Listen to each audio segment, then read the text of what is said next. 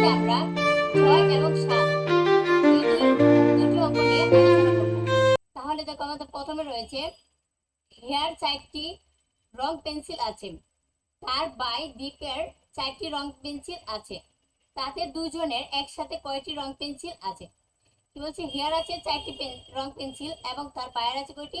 4টি রং পেন্সিল, এবং বলছে দুইজনে একসাথে, একসাথে মানে কি যোগ। তাহলে হিয়ার 4টি রং পেন্সিল এবং দীপের 4টি রং পেন্সিল আমরা কি করব? যোগ করব।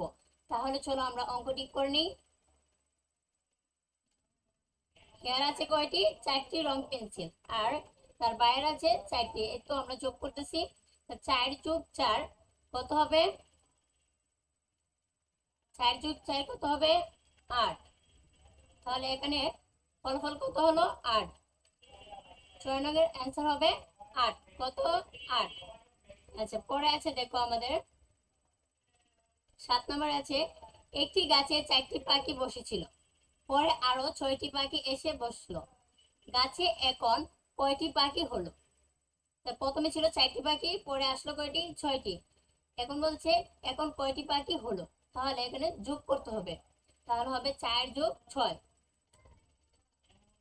4 যোগ 6 সমান কত? 4 যোগ 6 সমান কত? 10। কত হবে? 10। তাহলে 7 নং অ্যান্সারটা কত হবে? 10 হবে। কত হবে? 10। আশা করি তোমরা বুঝতে পেরেছো। আজকে